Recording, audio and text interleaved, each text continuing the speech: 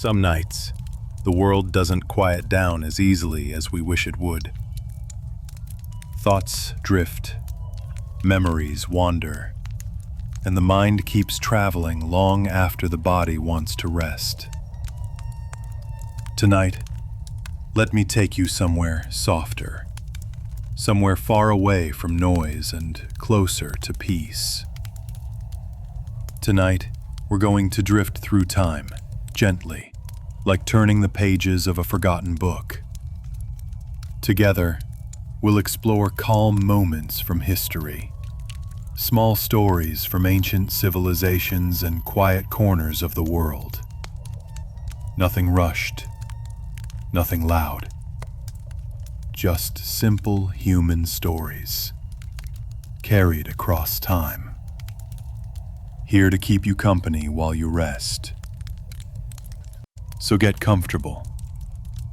Let your breathing slow. You don't need to listen closely or remember any of this. Just follow the sound of the past as it unravels, calmly, steadily. And if you fall asleep along the way, that's perfectly okay. History will still be here when you wake. We begin our journey in ancient Egypt. Thousands of years ago, along the Nile River, long before alarm clocks and busy streets, the rhythm of life was set by something peaceful: water. Every year the river would rise and gently flood the land, leaving behind rich soil for farming. Egyptian life didn't rush. It flowed. Farmers knew when to plant by simply watching stars.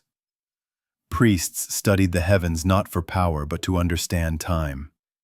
Even their beliefs were gentle. They believed the soul traveled on a boat through the afterlife, sailing among the stars. For them, eternity wasn't fire or fear. It was a quiet journey under the night sky. Meanwhile, across the sea in ancient Greece, philosophers once gathered beneath olive trees just to think. Before philosophy had complicated words, it began as simple curiosity. People wondered, what makes a good life? What is truth? Why do we exist? Socrates never wrote a single word of his own, yet his thoughts shaped the world simply by asking questions. He believed wisdom didn't come from being right. It came from being honest about what we do not know. And so, conversations became calm explorations. Learning was not a competition. It was a shared journey toward understanding. Far to the east, in ancient China, a quiet idea changed the world: the search for harmony. Confucius taught that the strength of a nation begins in the home, with kindness, respect, and responsibility. Instead of asking people to conquer others, he asked them to conquer themselves. He believed a gentle word carried more power than a sword, and that a stable world could be built not by warriors, but by good sons, patient teachers, and honest leaders. His wisdom still lives today, passed down like a peaceful inheritance. And in ancient India, monks and scholars gathered along the Ganges River to discuss something rare in history: peace of mind. The early thinkers who shaped Buddhism did not search for treasure or glory. They searched for stillness. They believed suffering came from desire, and freedom came from letting go. Entire libraries were built just to preserve mindful thought. And in a world filled with empires and invasions, these ideas survived, not by force, but by quiet resilience. Across the Mediterranean, the Romans built aqueducts that carried water across mountains. When people think of Rome, they imagine war and empire. But much of Roman life was about building systems that made everyday life easier. Public bathhouses, Heated floors, libraries, even apartment buildings existed over 2,000 years ago. A Roman citizen could walk into a public bath, read poetry, buy bread, and watch a play in the same day. Civilization to them was not about dominance. It was about comfort, order, and routine. Simple things that helped life feel settled. In the northern forests of Scandinavia, long before kingdoms and crowns, communities of early Norse people gathered around longhouse fires as snow drifted across the pines outside. Life was hard there, but it wasn't always violent as legends suggest. Families carved stories into wood, passed down myths from memory, and crafted tools with quiet patience.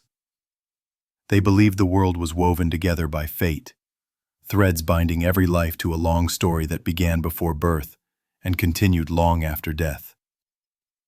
Even their gods were not perfect.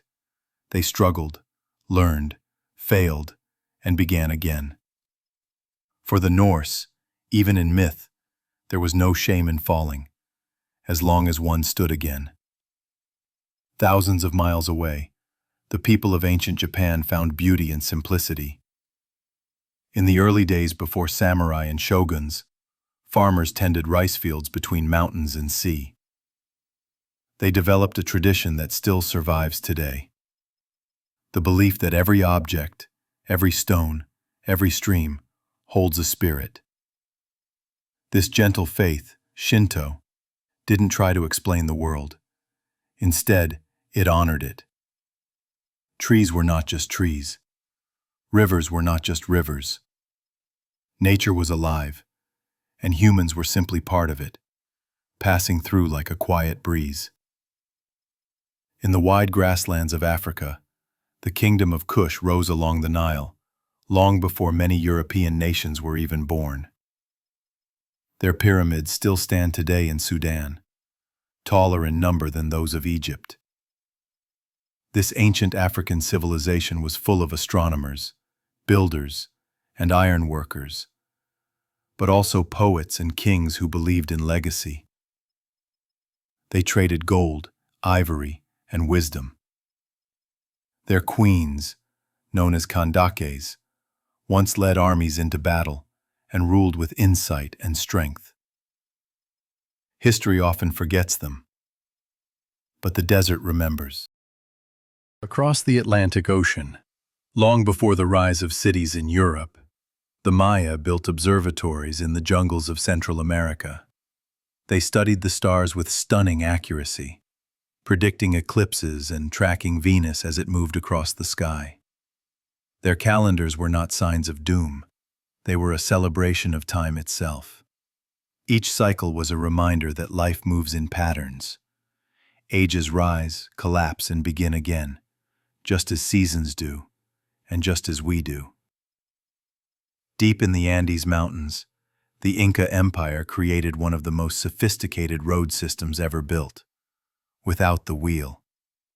They carved stone cities on mountaintops, including Machu Picchu, a city that embraced the clouds. Every stone was shaped to fit perfectly against the next. No mortar, no glue, just precision. Their world was built not with noise but careful hands and patient minds. In North America, before ships ever crossed the Atlantic, the Iroquois Confederacy built one of the oldest forms of democratic government known to history. 5 nations united under a great law of peace. Decisions were not made by a single king or chief, but through council. Leaders were chosen not only for wisdom, but for calm thinking and emotional balance. Peace was not weakness, it was strength. Meanwhile, in Mesopotamia, the cradle of civilization, people first learned to write. The world's oldest stories didn't begin as books. They began as soft clay. Symbols pressed by hand became the first written language. People wrote down laws, dreams, trade, even prayers. And as long as the clay survived, their voices never disappeared.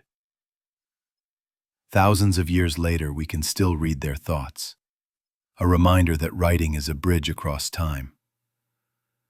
And somewhere along the Silk Road, where China, India, Persia, and the Mediterranean touched, caravans of traders carried more than silk and spices. They carried stories. Every time people meet, they exchange more than goods. They exchange memory. A story told in one village may travel farther than any army. Ideas move quietly, but once they move, they cannot be stopped. So many people lived before us. So many worlds rose and fell. Entire cities once full of voices now sleep under sand and soil. But history isn't truly lost. It waits.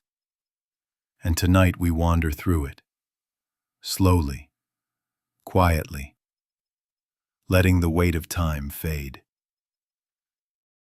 In the deserts of Persia, ancient poets once believed that words could outlive kings. They wrote verses, not for power or fame, but to speak softly to the human soul. One of them wrote that life is like footprints in the sand, washed away by time, yet proof that someone once walked this path. Long before modern philosophy, people already understood something simple: that the world changes, but the heart of humanity does not. We love, we fear, we hope, we remember, just as they did. Traveling north, we find the mysterious builders of Stonehenge in England. No one knows exactly why they built it. Some say it marked the seasons. Others believe it was a place of healing. But what we do know is this: thousands of years ago, people worked together to move stones heavier than trucks across great distances, using only rope, wood, and willpower. No written records were left behind. No carvings explained its purpose. And yet, across 4,000 years, it still stands unbroken. Silent, steady, patient. In ancient Mesopotamia, a clay tablet holds the oldest known lullaby ever discovered. It was written for a crying baby over 4,000 years ago. The lyrics were simple: a mother gently asking her child to sleep so that the house could rest. Nothing magical, nothing dramatic. Just a mother, somewhere long ago, whispering the same words mothers whisper now. History can feel distant, but sometimes it reminds us. People have always been people. High in the Himalayas, Buddhist monks once traveled village to village carrying nothing but memory. Instead of writing sacred texts, they memorized them, word for word, and passed them on through voice alone. Entire books lived inside the human mind. These monks believed that memory shaped the soul, so they trained it like a muscle. In silence, they would repeat lines over and over until every word became a thread sewn into consciousness. Knowledge was not stored on shelves. It was carried in hearts. In early medieval Ireland, monks lived in tiny stone huts near the wild sea. These quiet scribes copied manuscripts by hand, carefully preserving ancient wisdom, while the rest of Europe struggled through dark ages of war. They wrote by candlelight while storms crashed outside. Thanks to them, countless works of history, math, and philosophy survived when they might have been lost forever. Civilization endured not just by warriors and emperors, but by quiet hands holding pens. In West Africa, long before European explorers arrived, the city of Timbuktu became a center of learning. Its libraries held hundreds of thousands of books, more than many European cities of the time. Students traveled across deserts just to study astronomy, medicine, and law at its universities. Knowledge flowed, traded just like gold and salt. A simple truth was understood there. A wealthy city is not one full of treasure, but one full of wisdom. In the Pacific Ocean, long before modern navigation, the Polynesians became master voyagers. They sailed thousands of miles across open sea without a compass. They read the stars like maps. They felt the shape of waves to know where land waited beyond the horizon. They watched birds to know which direction to travel. Their ships carried families, pets, food, seeds, and hope. Every island they reached was another story of courage. Along the Silk Road in Central Asia, caravans sometimes stopped at small havens called caravanserais, resting places for travelers moving across desert and mountain. Inside these stone shelters, people shared meals, languages, and stories. A traveler from China could sit at a table with a merchant from Persia, a scholar from India, and a musician from Arabia, all under one roof. In a world without phones or even maps, humans still found connection. An old Persian saying from that time goes, "The sky is a mirror, and life is a journey beneath it." People then didn't rush time. They walked across it, step by step, leaving behind little pieces of their world for us to find. Clay, maps, carvings, stories, songs. History isn't only war and kings. It's footsteps, it's voices, it's lives woven quietly into time. South of the Sahara Desert, in the ancient kingdom of Mali, merchants once said that gold grew as easily as fruit. Caravans stretched across the sand like slow rivers, carrying salt from the desert and returning with gold from the earth. But the real treasure of Mali was not metal. It was music. Travelers wrote that the people there carried history not in books, but in songs. Griots, the storytellers of West Africa, memorized centuries of family lineages and legends, passing them down through music spoken beside evening fires. In quiet rhythms and gentle strings, they reminded their people where they came from and who they were. In China during the Han Dynasty, paper was invented, not for books but for wrapping fragile objects. Only later did people realize it could carry words. Before paper, messages were carved into stone, pressed into clay, or written on bamboo strips tied together with cord. Paper made thought lighter. Communication became easier. Ideas moved faster. So much of what survives from history, poetry, science, memory, owes its survival to a simple sheet of paper. In the Arabian deserts, long before cities rose, families traveled in tribes led by the seasons. Hospitality wasn't a custom. It was a law.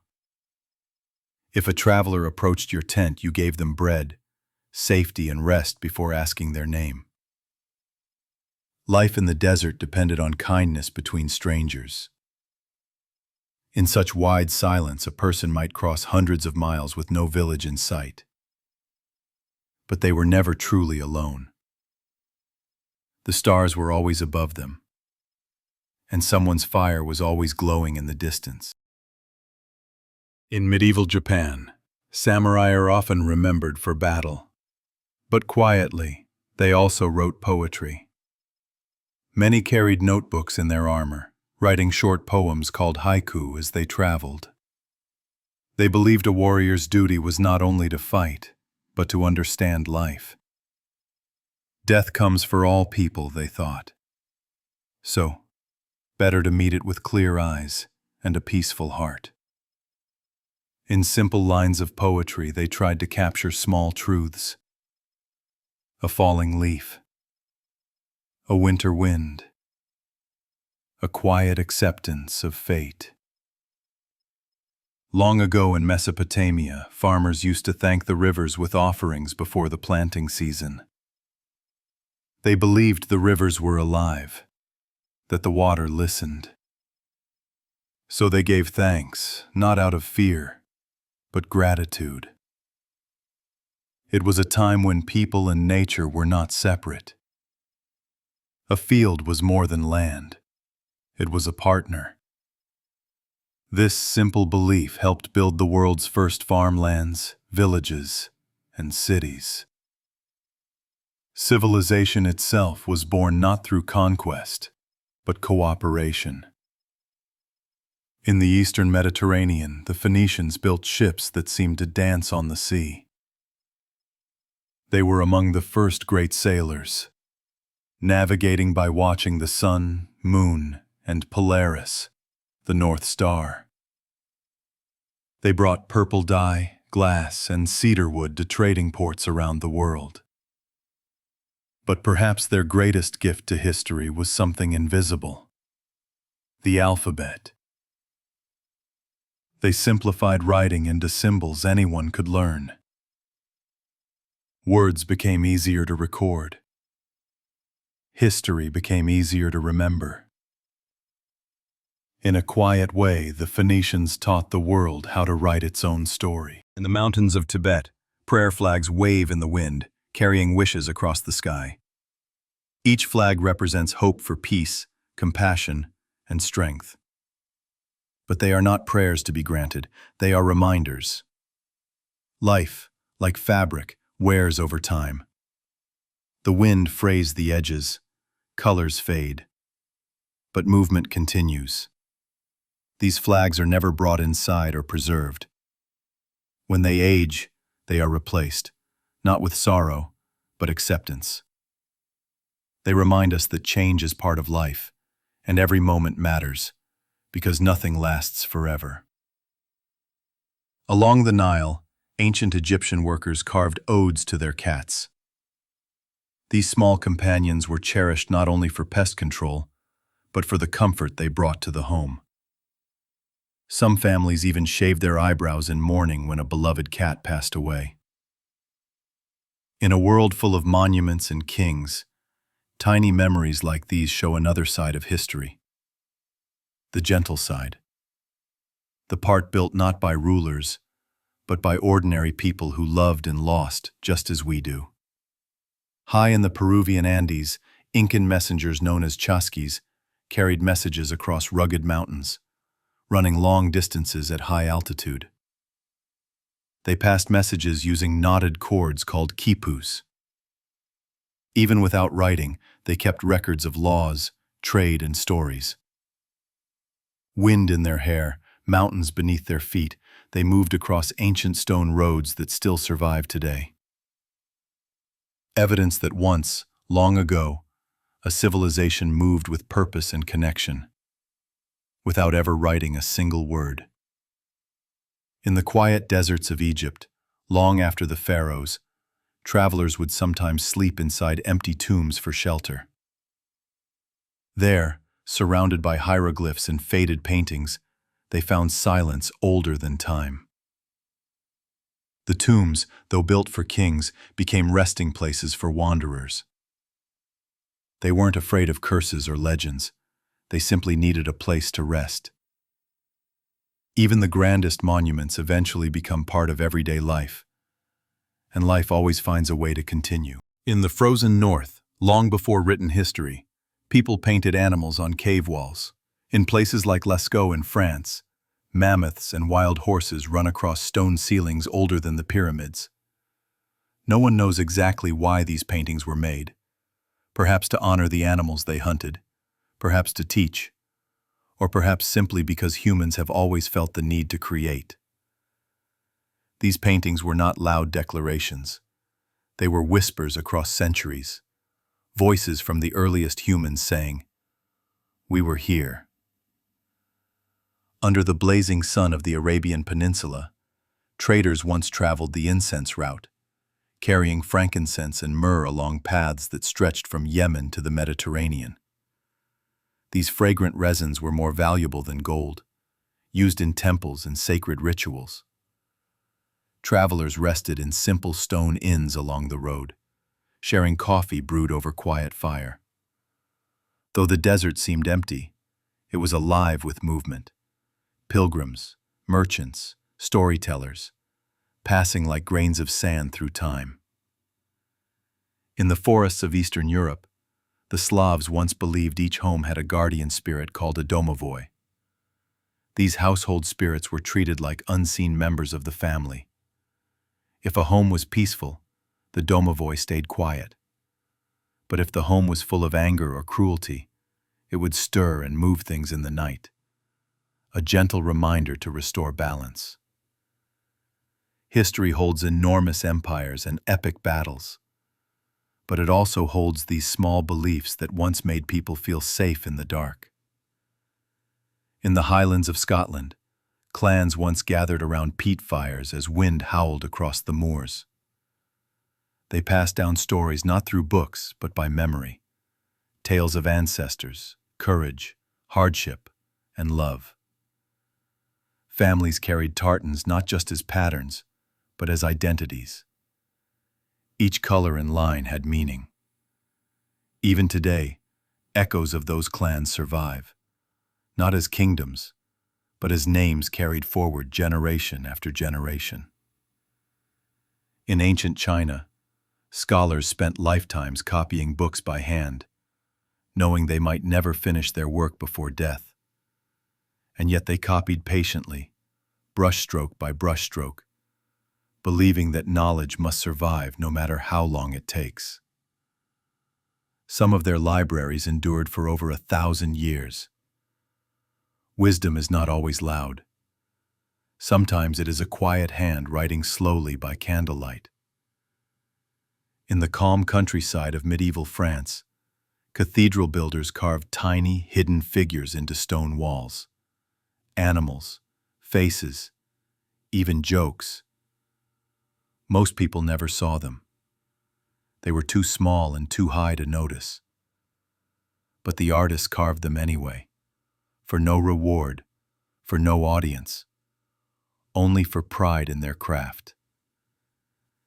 History is not only the grand achievements we see. It is also the unseen work built by hands that never asked for thanks. In the ruins of Mesopotamia, archaeologists once uncovered tiny clay tokens used thousands of years ago to keep track of trade before numbers were even written. A shepherd might place 3 tokens in a pouch to represent 3 sheep, sealing it with clay for delivery. These small shapes, circles, cones, and spheres, were the first tools humans used to count. Long before coins and banks, people found peaceful ways to trust each other in trade. It didn't begin with greed, but with cooperation. Each small clay piece was a quiet promise. This is what I owe you, and I will return.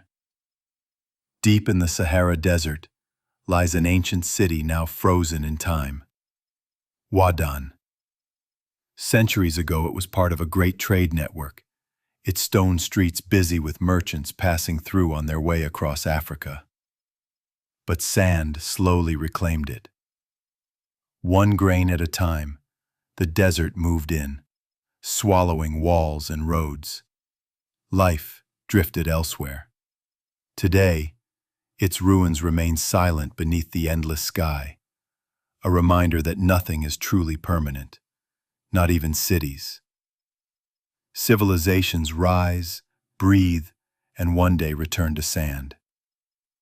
And yet, from that sand, new stories always begin. Far east in Korea, during the Joseon dynasty, scholars gathered to build a nation based on knowledge. In quiet study halls called Seowon, they practiced patience and discipline, believing wisdom meant caring for others.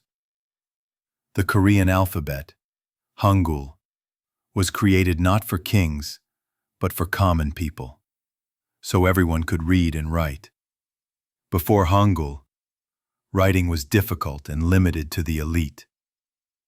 But with simple shapes, easy strokes, and thoughtful design, a language was born that treated literacy as a gift, not a privilege. A king once said, "Even a wise man can learn it in a morning, and even a fool can learn it in 10 days." Writing did not divide people, it united them.